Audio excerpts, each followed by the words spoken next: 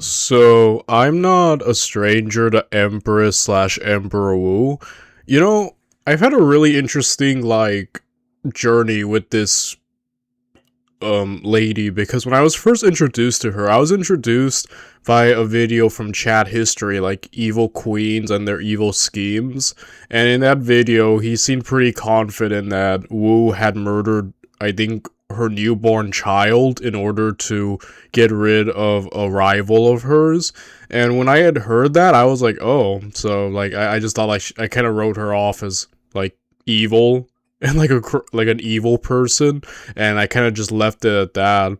But a few months ago, I watched the Empress slash Emperor Wu series by Extra History, and it definitely gave me a brand new perspective on the woman and her reign. I think definitely the way Extra History proposed some things, a lot of her more brutal acts might have been more exaggerated and probably fabricated at points. Like, I think the most famous one is her chopping off the limbs of a few of her rivals and then throwing them in a vat of of wine or something like that. That probably didn't happen, though. She did probably kill them, just not as elaborately. And I think the way I interpreted that is that, and the way he put it is that, in a lot of history, especially in China at the time, there was, kind of like this social hierarchy, and women were usually not the leaders or kings or emperors of nations. And again, I'm a history reaction channel. I look at a lot of history, and it is rare to see kind of women in really high power like that. And usually those who are usually have to play more of a shadow ruler. So it is a rare thing in history, not just Chinese, but in world history as a whole. Like, women definitely aren't on the forefront in a lot of times. It's usually kind of like men.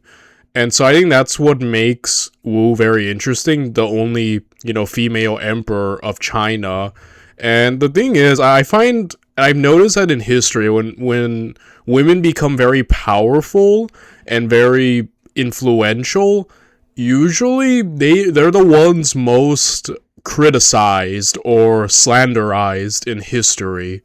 And I mean, I just find it interesting, like with Wu. Definitely, I think Wu did what anyone else would have done.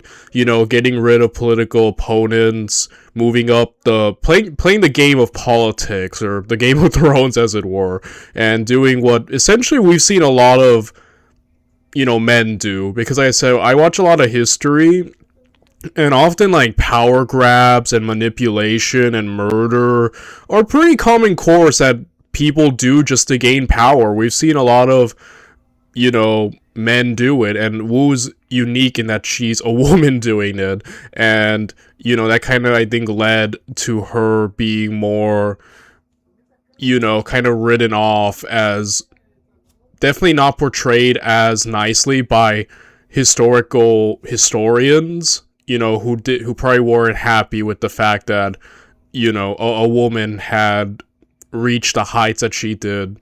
It kind of reminds me a lot of, like, many Roman emperors. Like, there are slanders against certain Roman emperors, like, for instance, famous ones like Tiberius, who, if you've heard the rumors, him and his little fishes, there's a lot of weirdness going on with him. But some people have disputed the more wild pedophilic claims of Tiberius, writing it off as, oh, the sources citing that were like the equivalent of Roman gossip columns. Like, we can't fully trust them, or at least take them at face value completely.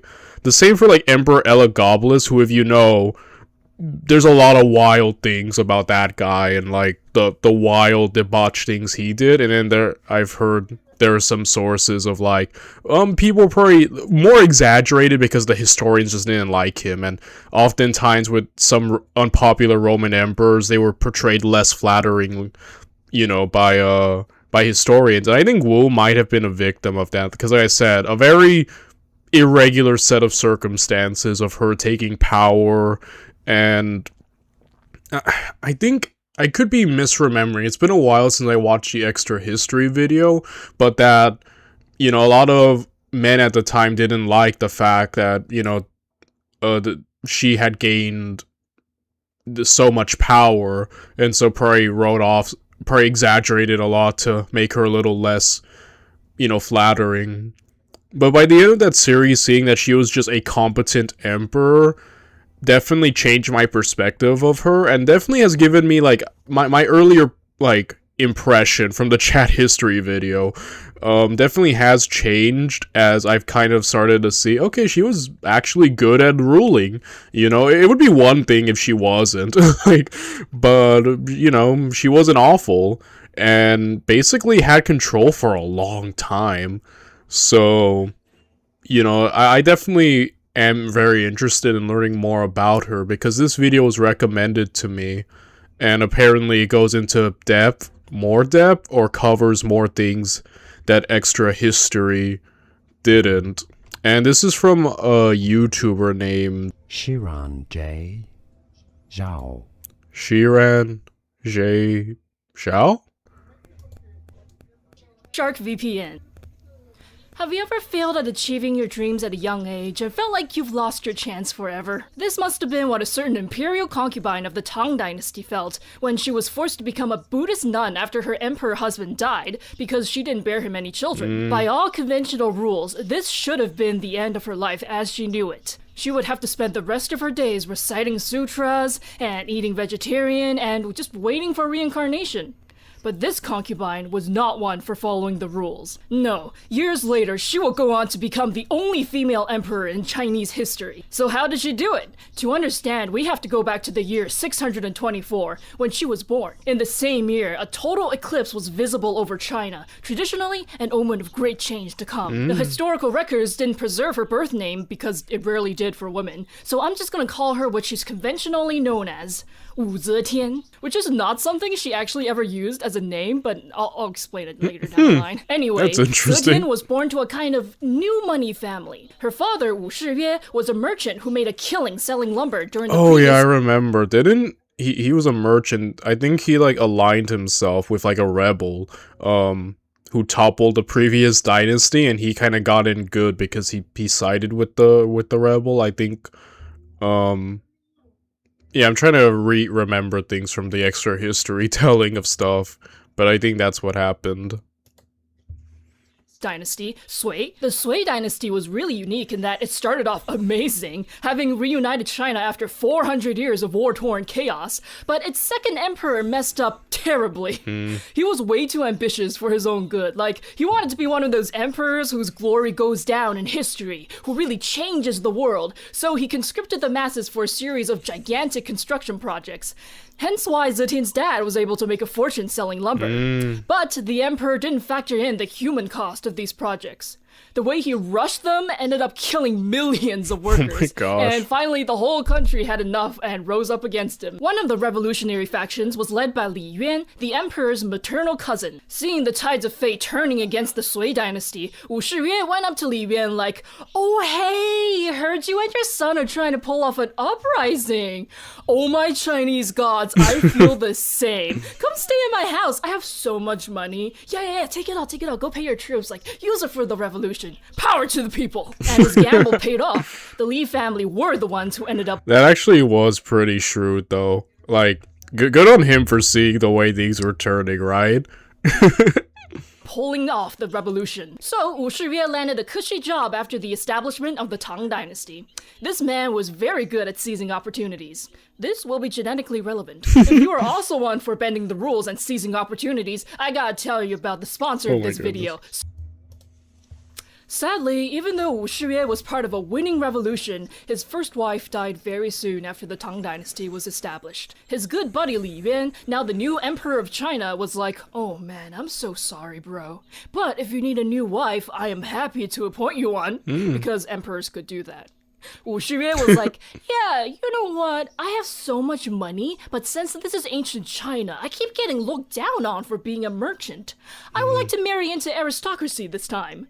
And so the wife that the emperor chose for Wu Shiyue was Lady Yang, a member of what was once the Sui imperial family. They may no longer be the ruling dynasty, but their social status was still pretty high up there, since China had a policy of treating the previous imperial family well after the war and stuff was settled. Wow. Lady Yang was 44 and Wu Shiyue was 46, but amazingly, they ended up having 3 daughters together, the second of which is our protagonist, Zetian. Legends say that when Zetian was a baby, a fortune teller Yuan Tiangang came to her estate. Upon seeing her mother, he was like, "Oh, ma'am, I can tell by your bone structure that you have borne some very noble children," because face reading was a thing back then. It kind of still is. It's like a mystical version of judging someone by their looks. Anyway, the fortune teller then went on to appraise the children of the Wu family. First, Zetian's 2 stepbrothers from her dad's previous marriage were brought out. The fortune teller said that they could eventually become rank 3 officials, which is pretty high up there, but since their dad is already a rank 3 official, it meant that they weren't really gonna make the family any greater than it already was. Then, Zetian's older sister of the same mother was brought out. The fortune teller judged her to have a noble future, but she would bring bad luck to her future husband. Finally, toddler Zetian was brought out, though she was dressed in boys' clothes that day for some reason.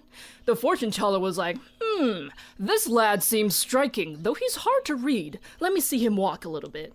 And so Zetian was put on the floor and made to walk. Then the fortune teller freaked out and was like, "Oh, this kid has the eyes of a dragon and the neck of a phoenix. It's too bad he's a boy, because if he were a girl, she'd become ruler of all under heaven." Now, this story sounds very made up, Wow. and it probably was. Yeah. That's, I was like, is that legit? Because holy crap, that's like on the dot. But, yeah, maybe is. But yeah. Who knows? It's in the definitive historical records of the Tang Dynasty, so I have to tell it to you. Founding emperors of dynasties, and Zetian counts as one, tend to come with a bunch of spooky, mystical stories to justify how they were meant to have the mandate of heaven all along. Anyway, as a daughter of a... Kind of like a method of, like, securing one's rule, right? Like, look at how legit I am. Like, literally, my ascension was told when I was a child by a mystic or something like that. Yeah, I mean, that happens a lot. I can think of, like, times, like, I think definitely, like, with Augustus Caesar of Rome, who kind of, like, I feel like can kind of be related to Wu. Like, Augustus being the first Roman emperor, and a lot of how he kind of wrote history. Like, a lot of text from that time of the Civil War, you know, after the death of Caesar, a lot of our records are from Augustus, who, you know, the saying that history is written by the winners. So there's been a lot of questionable ideas, and it also, you know, helps that he essentially deified Julius, his adopted dad, and, you know, kind of made himself almost like the son of a god. So yeah, it is something I've noticed in history to kind of like create these like stories, like the Aeneid, for example. The Aeneid by Virgil is a famous poem, epic rather, and a lot of it I think was meant to justify the rise of Augustus later down the line, like Aeneas, a refuge from Troy, who goes on to found lay the groundwork for what would later become Rome, and, you know, like a common ancestor of the Romans. So yeah, I get that. There is that element of creating a mythology of almost like this mystic stuff to legitimize your rule. Rich family, Zetian didn't really have to do domestic chores, so she was encouraged to read and write by her parents. She spent her childhood moving around China because her dad jumped between various regional government positions. Wu Zhiyue had it all. He was a self-made man who first earned himself the riches, then got status from his emperor buddy and aristocratic wife. Dang it. And then he died.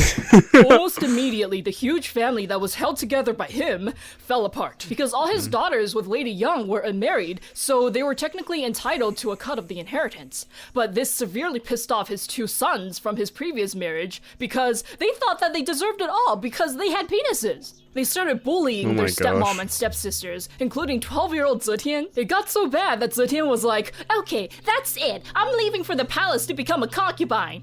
Her mom wept and sobbed at her decision, but she was like, "Mom, stop crying like a child. Who's it to say that it's not my destiny to meet the Son of Heaven?" Bold attitude! Unfortunately, wrong Son of Heaven. Because the emperor by then was Emperor Taizong of Tang, who is 39.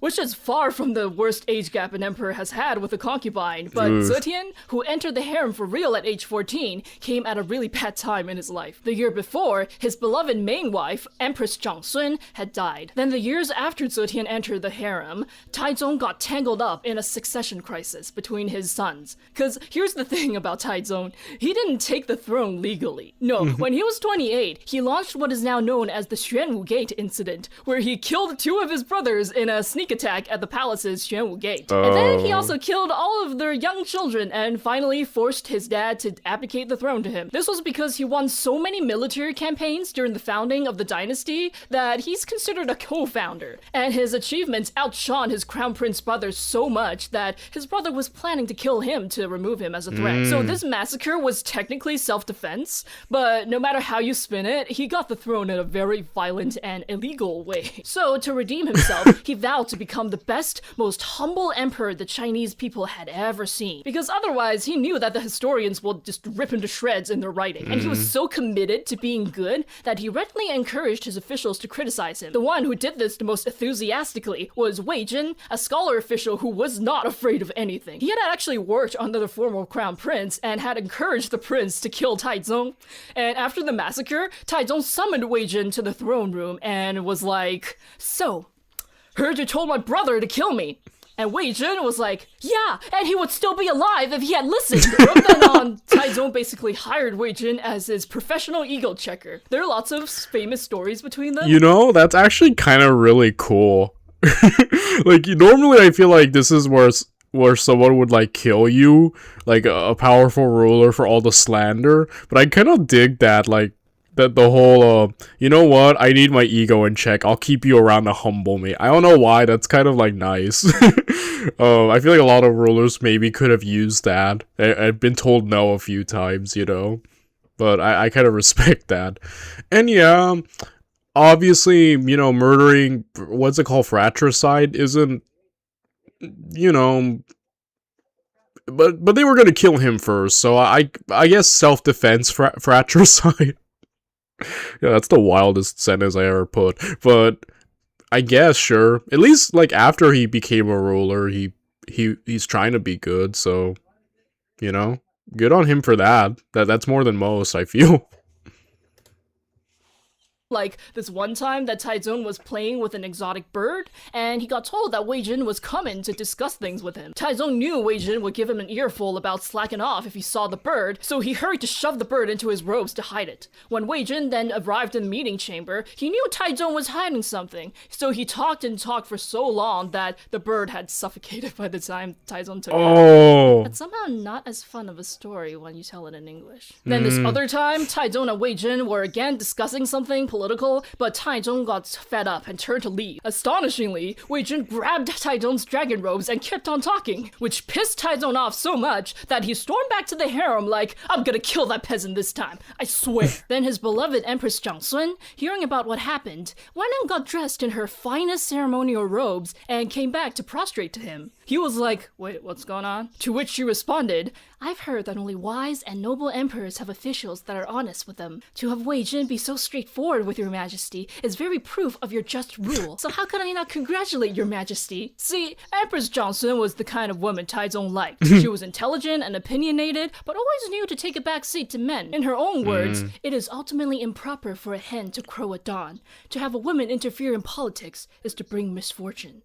By which she means that the wives and in-laws of an emperor shouldn't interfere in a dynasty, because that has historically caused disasters for the dynasty, and she didn't really want to shake things up, so she was content with being the perfect supporter, the perfect wife. Once, when Taizong was sick with a serious illness, she stayed by his bedside and kept a vial of poison with her, with the intention of dying with him if he succumbed to the illness. Whoa. She didn't get to do that because she died too early, but another wife of his did. I'm talking about consort Xu Hui, who was often used as a case study against Wu Zetian because she came into into Taizong's harem around the same time. It was said that Xu Hui could talk by 5 months of age, could recite the classics by age 4, and could write amazing essays by age 8. Wow, what a child prodigy. What are we gonna do with her talents? Send her into the palace to be one of the emperor's many, many wives, of course. Though, unlike Zetian, who stayed at the same rank for 12 years, Xu Hui was promoted again and again and was favored by Taizong because of her ability to gently advise him, reminding him that previous dynasties collapsed because they built too many palaces and indulged in too many luxuries instead of letting the people rest. When he died, she was like, I literally have nothing else to live for, and so she committed suicide rather than live on. Okay, so, she actually died from an illness after refusing treatment, but it was basically suicide. I was thinking like, oh, she like did like a Romeo and Juliet situation. But dang, dude, that's wild. Without him. She was 24. Here's where the problem is. This is not the kind of woman our protagonist Zetian is. Zetian was not born to support anyone.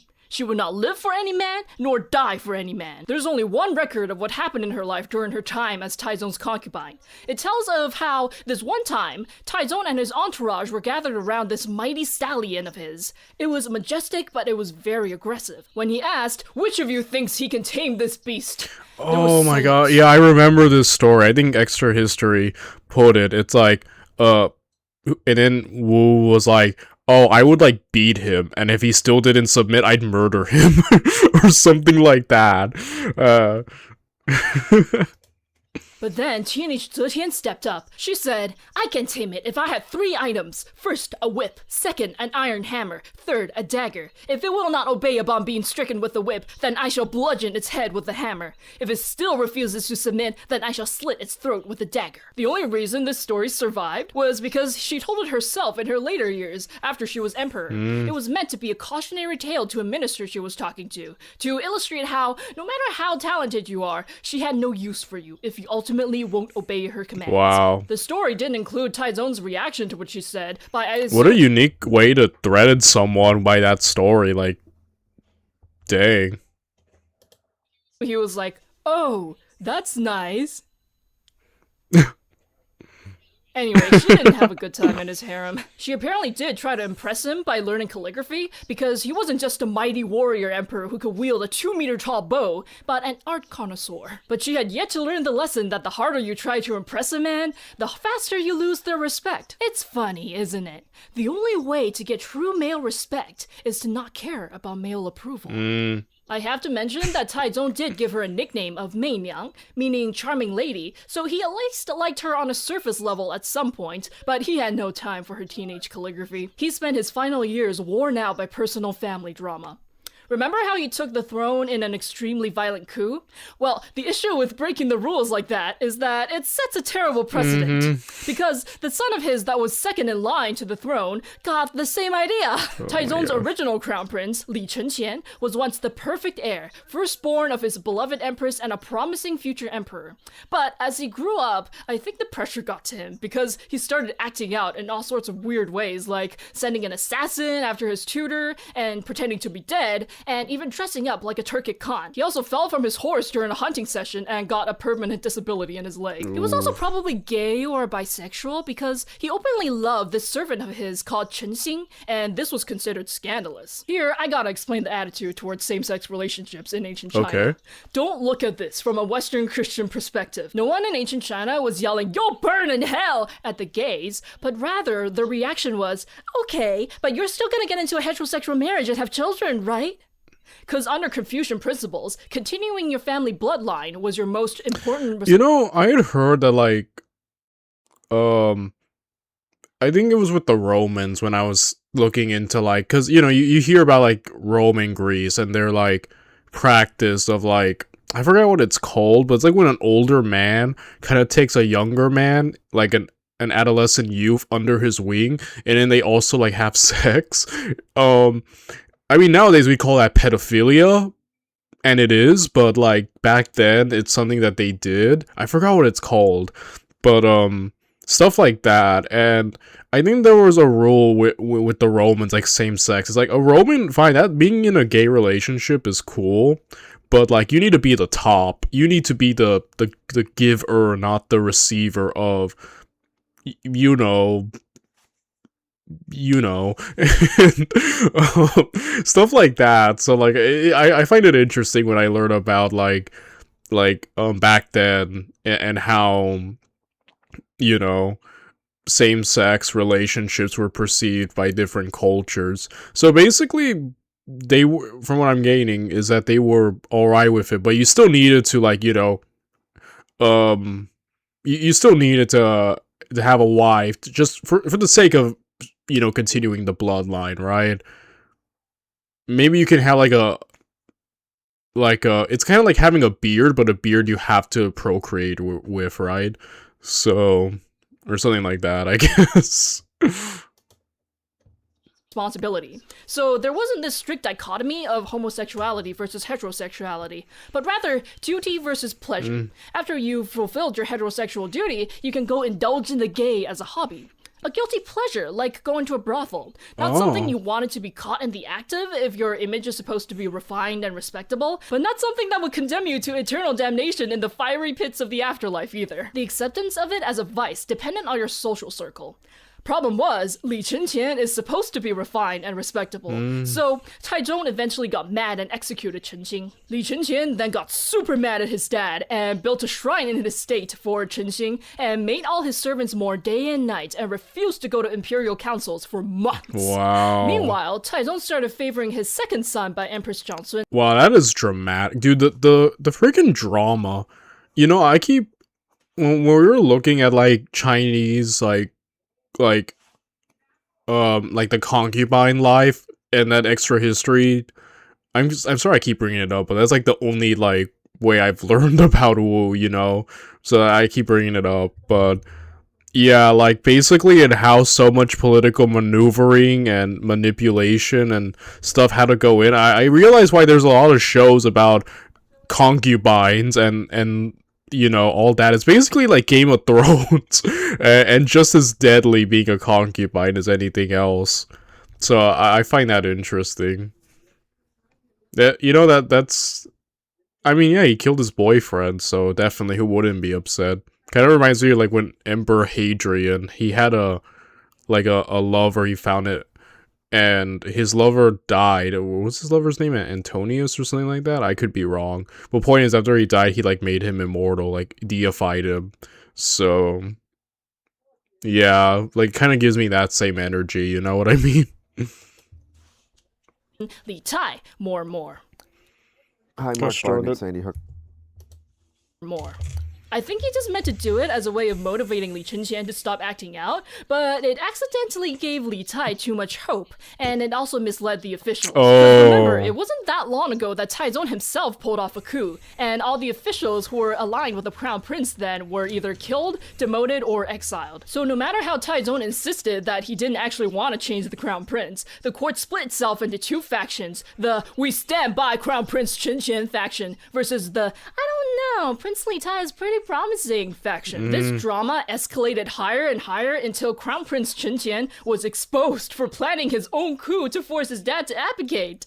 Just like his dad to his grandpa. Wow. Taizong was heartbroken and finally had the talk with Li Tai about potentially making him the new crown prince. Dang.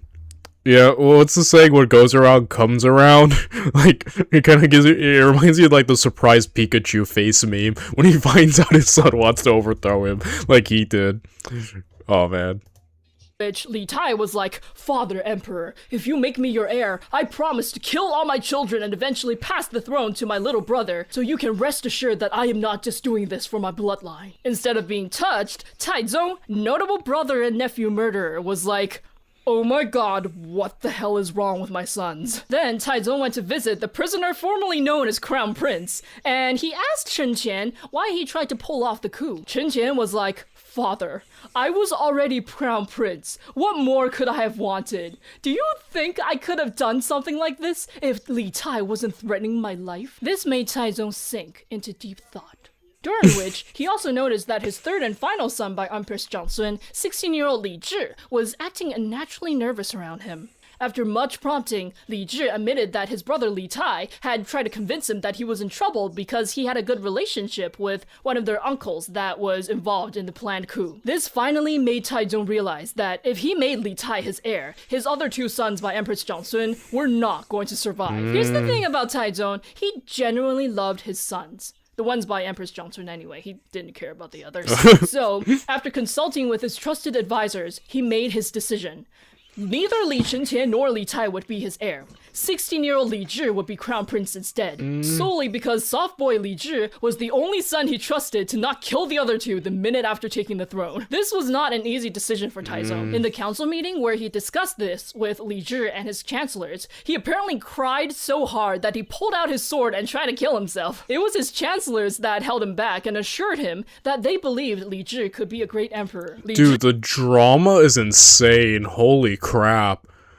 Every time I touch on Chinese history, it is the most insane, unhinged stuff I ever hear about. That's why I love Chinese history. It's like it's like hilarious, but like also like, yeah, you know, like. So the images are they using? Is there a show about this? Like, it seems like this is like stills from like a show or something. If so, I gotta watch the show. This would be awesome to like watch like play out. But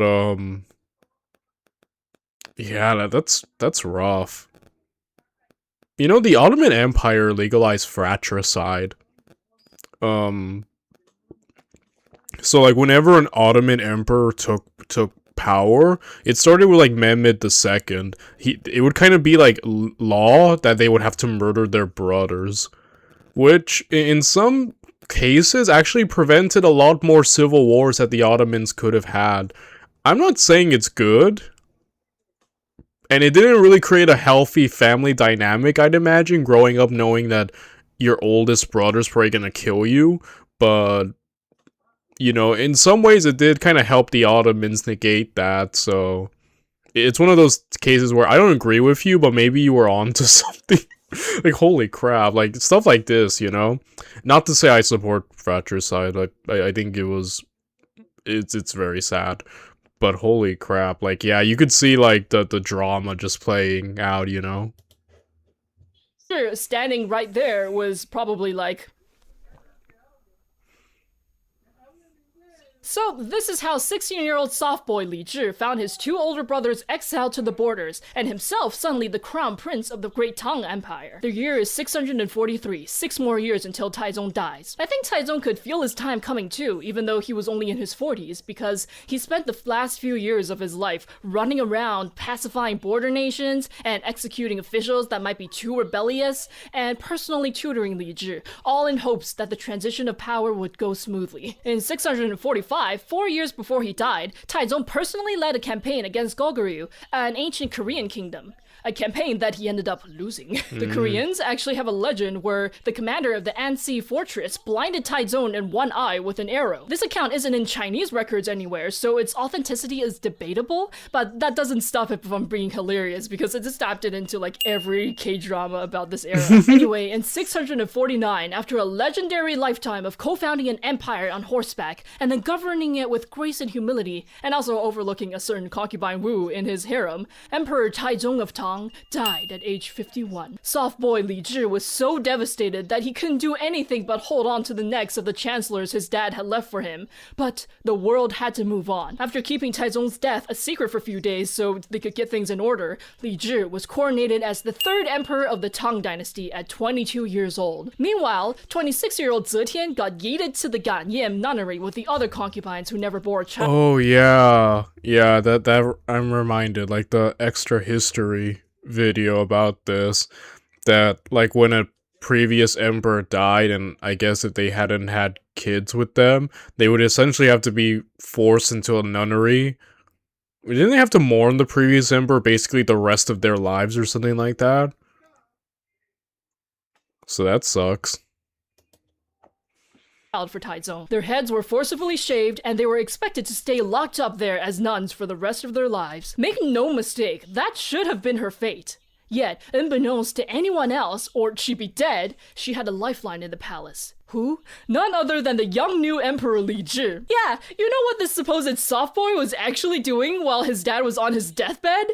Banging concubine Wu. But he couldn't just be like, okay, now that my dad has bit the dust and is in the dirt, let me reveal that I've been banging one of his concubines all along and that I want to keep her in the palace. So Zetian had to go to the nunnery. Maybe he would have even forgotten about her in the chaos of all his new emperor duties, but she wrote him a poem, which I will translate to the best of my abilities. So deep in thought while watching reds change to greens, so frail I've become in memory of you. If you do not believe the tears I have wept, open this chest and see the marks on my pomegranate dress. Note that the first line is usually interpreted as her thinking about him so hard that she mistook the color red for the color green, but I recently heard about a different interpretation that it's actually meant to be a visual for the changing of the seasons, which makes a lot more sense to me than heartbreaking-induced color blindness.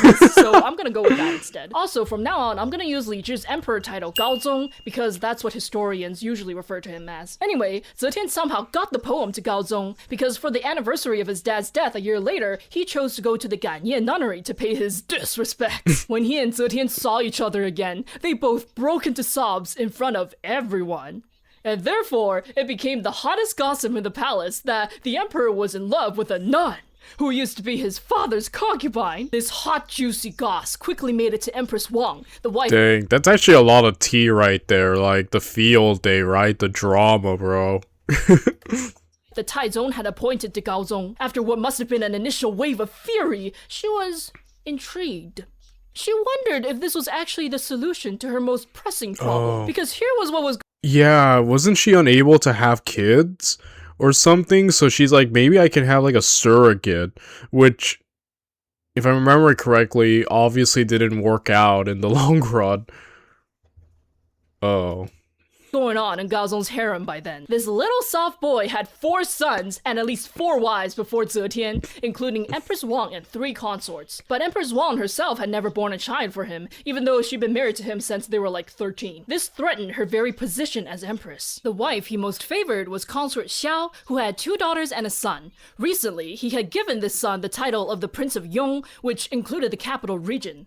This was a warning sign that he was going to make this son crown prince. That meant Empress Wang was in serious danger of getting replaced by consort Xiao. So here was her brilliant idea. She would let Gaozong take the nun he was messing with around into the palace so that he would be distracted from consort Xiao. Now, I know what you're thinking. This is a horrible plan, but remember, we have hindsight. She didn't. From her perspective, Zetian is just a taboo fling that Gaozong would eventually get tired of, and would not dare to give any proper titles to. Not to mention that Zetian's family is just new money, while Empress Wang and consort Xiao's were both actual deep-rooted aristocracy. In the situation that she was in, with the information that she had on hand, consort Xiao was a much greater threat. So, Empress Wang sent a messenger to tell Zetian to start growing— Yeah, that's true. Probably it's the benefit of hindsight. When we watch a lot of these history videos, definitely, it's very easy to just be like, oh, you idiot, what did you do? Why? You know? But, yeah. Also, I like the way Extra History put it, like, you have to remember all these people are, like, super young, like, in their 20s or something, right? So, they're not gonna be coming up with the most, probably, wisest of actions, right? All these 20-year-olds with all this power and influence and status, you know? Yeah.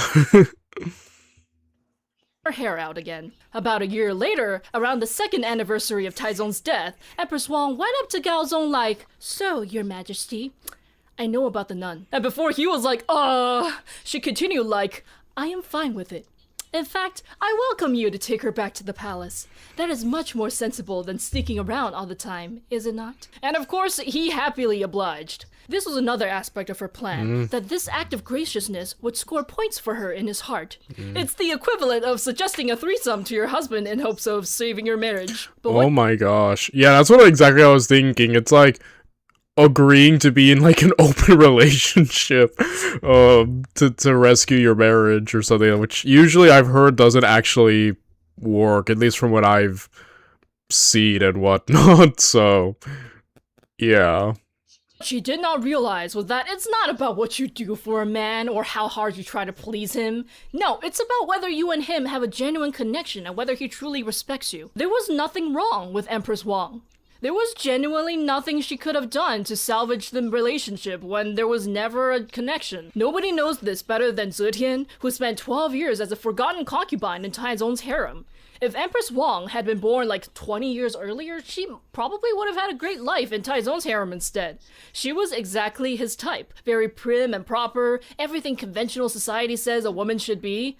But just like Zetian's first stint in the palace, Empress Wang married the wrong son of heaven. Gaozong didn't like women like her. He liked his ladies feistier. And the psychology makes sense. He grew up in the palace under the huge shadow of his legendary father, and was under sudden and enormous pressure to live up as a successor. The last thing he wanted when he went to his harem was to see his empress being all, "Hello, your majesty. Shall we have dinner now?" No, what he wanted at the end of his day was fun and unpredictable. And who was more unpredictable than Wu Zetian? In the first year after she returned to the palace, Zetian was nothing but grateful and respectful to the Empress Wang. But deep, deep down, she was not satisfied with being a rankless mistress.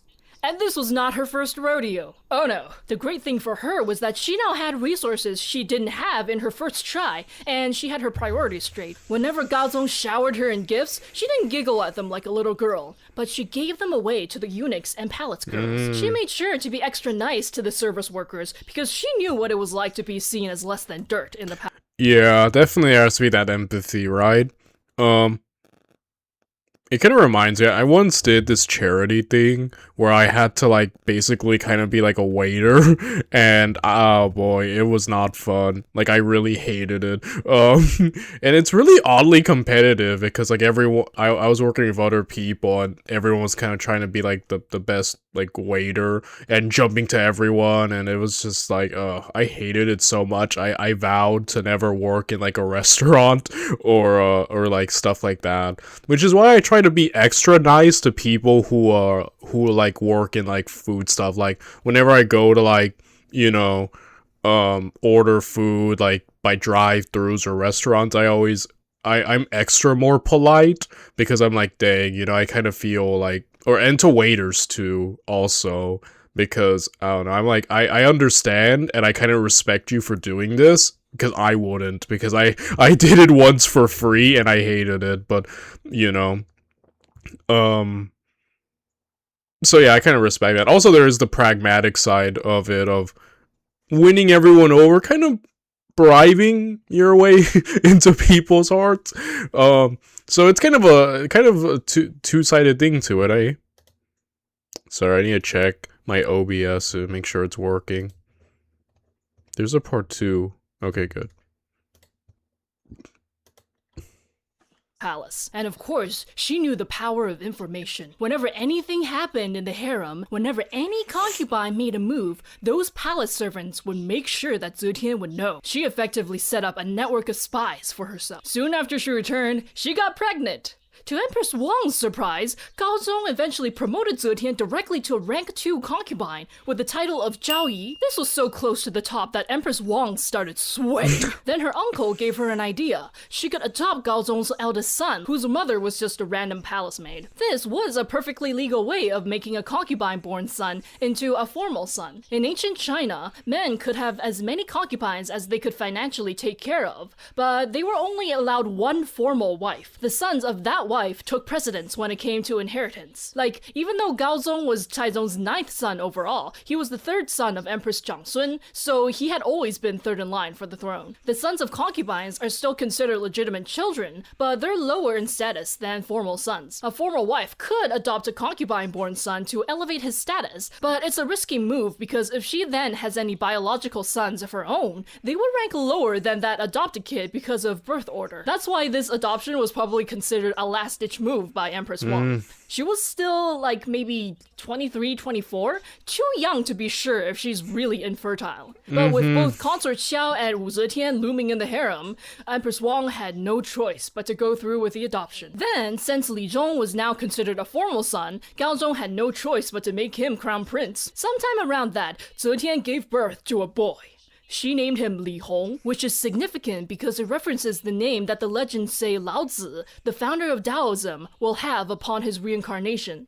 Lao Tzu is also special to the imperial clan because his birth name is Li'er, so the Li family considers him an ancestor. Thus, you can see Zetian's ambition showing its edge right there. Wow. The position of crown prince may have been filled just in time, but she has her sights on it. Meanwhile, things are also heating up in the outer court. When Taizong died, he left Gaozong with several experienced chancellors, the most respected of which was Zhangsun Wuji, the late Empress Zhangsun's brother, so Taizong's brother-in-law and Gaozong's uncle. And he didn't just get this position because of nepotism. He was genuinely talented and capable. Empress Zhangsun had actually begged Taizong to not employ her family members in such high positions because she worried that things might go wrong. But her brother was so talented and such a good childhood friend of Taizong's that he couldn't let him go. Though this might have caused Zhangsun Wuji to feel a little too comfortable in his position. The year after Zetian and Gaozong's first son was born, another conspiracy in the imperial family was exposed. This time, it was Gaozong's own sister, Princess Gaoyang, and her husband plotting to make one of their uncles emperor. This presented a golden opportunity to Zhangsun Wuji. He immediately took over investigation of the case and implicated basically every person in the court who posed a threat to his young emperor nephew. Wow. It was a huge wave of demotions and executions, implicating several of Gaozong's brothers and uncles. But there's one most prominent threat that Zhangsun Wuji overlooked.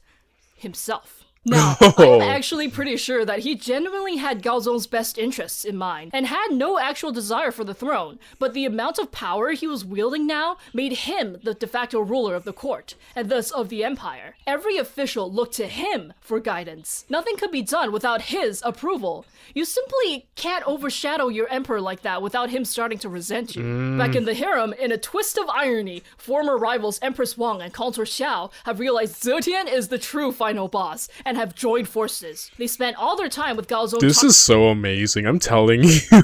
Like, freaking concubine slash royal harem drama is literally Game of Thrones. Like, it is its own battlefield. I could see why this is a very popular drama, like why I've seen like shows centered around it and whatnot. Like, how could you not? This is like prime, like it's amazing. Talking smack about Zetian, while Zetian spent all her time with Gaozong talking smack about them. But no matter how heated the drama got, Gaozong was keeping a neutral stance for now. Like, yeah, she's a bitch, I know. No problem, sweetheart, I'll go talk to her. But nothing would change. What ultimately broke this stalemate is the infamous death of Zetian and Gaozong's first daughter. Some of you have probably heard of this before, that the only female emperor in Chinese history killed her own baby daughter to frame her rival. My opinion— Yes, and that is how I was first introduced to Wu. And, yeah, it's been quite the journey. That's quite a way to be introduced to a historical figure.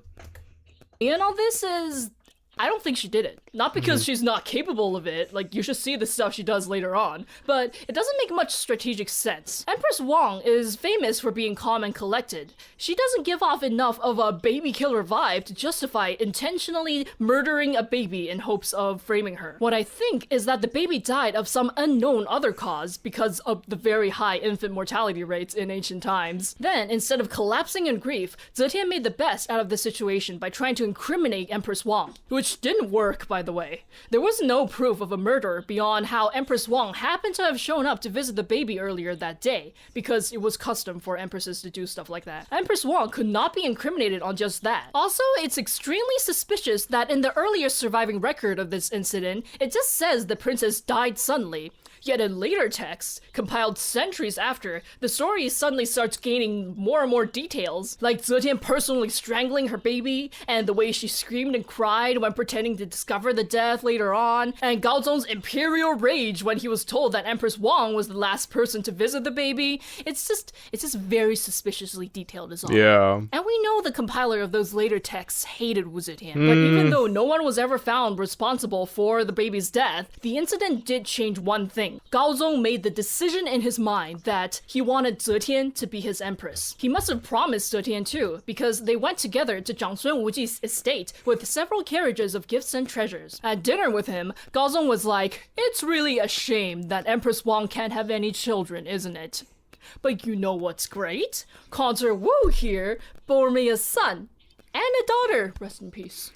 And now she's pregnant again. She's very fertile. Zhang Zuan and Wu Ji, of course, would have realized that Gao Zong was testing the waters for deposing Empress Wang. But changing the Empress is a very serious thing, and in Wu Ji's mind, there wasn't really a good reason to go through the hassle, so he signaled his disapproval by just changing the topic. Gao Zong then subtly brought the issue up several more times, but Wu Ji waved it off each time. By the end of this water testing session, it was clear that the water did not want the Empress change to happen, but Gao Zong and Zetian did not give up. The next year, Zetian pulled off the oldest trick in the harem, accusing Empress Wang and the Empress's mother of trying to curse her with voodoo dolls. Seriously, you can see this accusation happen in like every harem drama ever. This is because sorcery or witchcraft is an extremely serious crime in the harem, and yet it's also extremely easy to plant fake evidence of it in someone's residence. Wow. Empress Wang was again not criminalized or deposed as a direct result of this, but her mother was banned from visiting her in the palace. What this did was cut off Empress Wang's main line of communication to the outside world. Then, Gao Zong announced in court that he wanted to make Zetian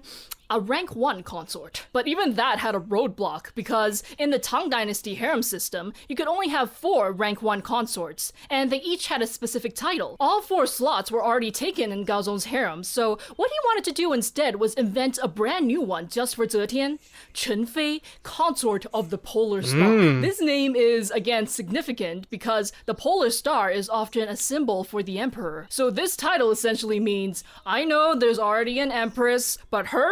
Consort Wu, that's my real top hoe right there. The chancellors Dang. Wow, that's that's quite the statement, eh? Dang. Yeah, that basically is like she's number 1, like she's at the top hoe. Oh my gosh. She's not the side piece, she's the main one, you know? Dang. Taizong left for Gao Zong said no to this. Even this. Now it's on. Now it's about more than Zetian getting a higher title. Now it's about Gao Zong's authority. Now it's a partisan issue. The other officials in the court began to take notice and take sides. You are either for the concept of Empress Wu, vocally against it, or neutral and silent. To stay silent is the safest option because all you have to do is let the senior officials speak up and keep the status quo. But if you choose to support Zetian becoming empress, you gain the immediate favor and notice of the young emperor at the cost of making yourself an enemy of the senior officials. The first prominent official to do this is Li Yifu, who pissed off Zhang Sun Wu Ji one day and was facing a demotion out of the capital region. Before his demotion order would be processed by the imperial clerks the next day, he ran to the palace at night and asked to meet the emperor. In front of Gao Zong, he kowtowed over and over and claimed that the people of the Great Tang were begging for Zetian to become their empress. Gao Zong was like, they are? Okay.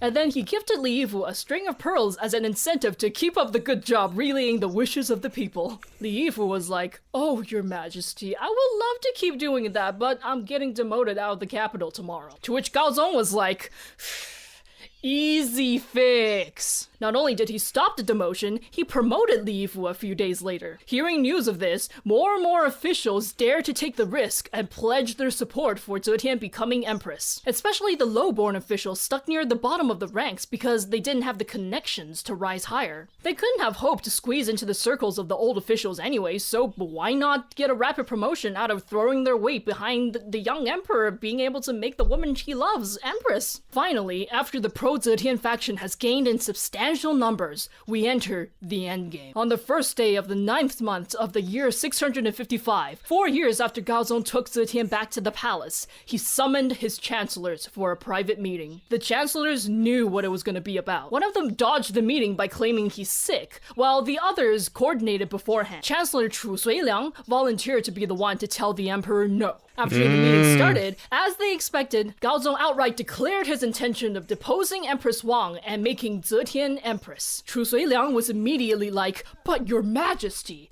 Empress Wang did not do anything wrong, and she was the wife chosen for you by your father." The others also showed their disapproval by silence, and so the meeting ended in a stalemate. The next day, Gaozong again called a meeting with the chancellors. This time, Chu Suiliang got fed up and said, "Okay, your majesty, we can support you changing your empress if you really want to, but your new empress has to be chosen among the daughters of the aristocracy, not concubine Wu, who everyone knows was your father's concubine." Gaozong was already aghast that Chu Suiliang would bring this up, but Chu Suiliang took it even further. He was like, "If my advice means..." Oh, dang. Okay, whoa. How... Yeah, he seems very... he seems very bold in telling the Emperor this. Could you be that bold with the Emperor? Like he's like almost to this point. Like, I mean, obviously we've kind of established that people disagree with the Emperor and seem to have the freedom to disagree and express that disapproval. But how far can you push it? Like, you know, because like often the image of the Emperor King, I feel like in a lot of like things that they have the final say, right? They have the absolute power. And sometimes I feel like in history we've seen a lot, like, people just speaking out against the king or emperor usually could end up, like, imprisoned or at worst dead. So I know there are some, like, places where that it wasn't the case. Like, I think, like, the Macedonian monarchs and how, you know, their subjects could be more forward and honest with them. I'm wondering if that's the same with China, at least here, because... yeah, he seems to be very bold in just telling the Emperor no. I feel like you should probably tread more carefully, right? "Nothing to your majesty anymore, then I might as well quit my position and go back to my hometown." Then he threw his jade tablet. Officials in ancient China held these long jade tablets in their hands when they went to imperial council meetings. He threw the tablet to the ground and kowtowed until his forehead bled. Infuriated, Gaozong called for his guards to drag Chu Suiliang away, but of course Chu Suiliang didn't actually want to quit, so he struggled against the soldiers. Just then, a female voice rang out through the throne room. "Why not kill this bastard?" Zetian shouted, hidden behind the throne. The historical records did not include the exact reactions of the chancellors, but I assume they were shook. I feel like this profile photo of him, of the Chancellor, is pretty accurate to what he must have looked like when he heard that, like the surprised Pikachu face, like... Yeah, this is how I imagine most people's reactions were during the plot twist, just pure shock at all. Like, that would be my reaction, dude. Of the chancellors, but I assume they were shook. Because a mere concubine is not supposed to be in the throne room listening to this discussion. I bet even Gao Zong did not expect her to start yelling. The tense silence that follows is broken by the ever so reliable Zhang Sun Wuji, who calmly says that it would not be a wise idea to execute Chu Suiliang because he is a tenured chancellor appointed by Taizong himself. And then we go on to the third day. Surely, news about the commotion in the throne room had spread like wildfire through the court by now. Two chancellors submitted letters warning Gaozong that making Zetian Empress would surely bring ruin to the dynasty. He must have been in quite the frustrating situation. On the fourth day, he summoned the final chancellor who had dodged all the meetings so far to force him to give his position. Finally, this chancellor said, "Your Majesty, this is your personal family matter. Why ask anyone else?" This declaration, seemingly simple, completely shifts the tides. Because this chancellor, Li Ji, was a major military commander during the founding of the dynasty. He had such influence among the army that when Taizong was on his deathbed, he exiled Li Ji to test his loyalty because he was worried that his son wouldn't be able to hold him down. Gaozong was told that if Li Ji refused to leave, he must be executed. But if he does leave, which he did, Gaozong can then call him back to the capital after he takes the throne so that Li Ji would owe him a favor. Li Ji, taking the position of "do what you want, your majesty, I'm not gonna stop you," gave Gaozong the assurance that he now had enough political sway to make this happen without it ending in disaster. So he was like, "You know what? You're right. And then he issued the edict to depose of Empress Wang and Consort Xiao by accusing them of trying to poison him. Their families were exiled to the frontier because whole families were often punished for one person's crime back then. And Chu Suiliang was demoted out of the capital as well. With this, Gaozong finally could not be stopped from making Zetian his former wife, his empress. After 18 years as a concubine to 2 emperors, she got what she wanted. She had risen to the top of the harem. She was 32. He was 28. Coincidentally, the same age that his dad pulled off his infamous coup for the throne. Wow. After her grand coronation, Zetian broke custom once again and became the first empress to personally meet with all the officials and tribal envoys at the front gates of the palace. This was an unsubtle declaration that things were going to change around here. She knew that she had become a symbol of the struggle between the aristocratic families that had dominated Chinese politics for centuries and the commoner class officials who wanted a system where they could rise by their merits instead of being stuck at the bottom. So what will she do with her newfound power? How will she punish those who try to stop her from having it? How will she remove the crown prince that's already there so she can install her own son? What will happen to that deposed Empress Wang and Consort Xiao? How will Zetian eventually become emperor herself? Find out next time on Dragon Ball Xiran Talks Wu Zetian Episode 2, The Empress Who Became an Emperor. Honestly though, there are so many lessons to be learned just by her journey to becoming empress alone. She was married to Emperor Taizong, considered one of the greatest emperors in Chinese history and one of the most accomplished men in history in general. Yet she got nothing out of the relationship except 12 lonely years. But did she let that destroy her sense of self-worth? No, she kept being herself and she found a man who will literally fight his whole court of officials to share his empire with her. You cannot control the way men treat you. It's all on them, not you.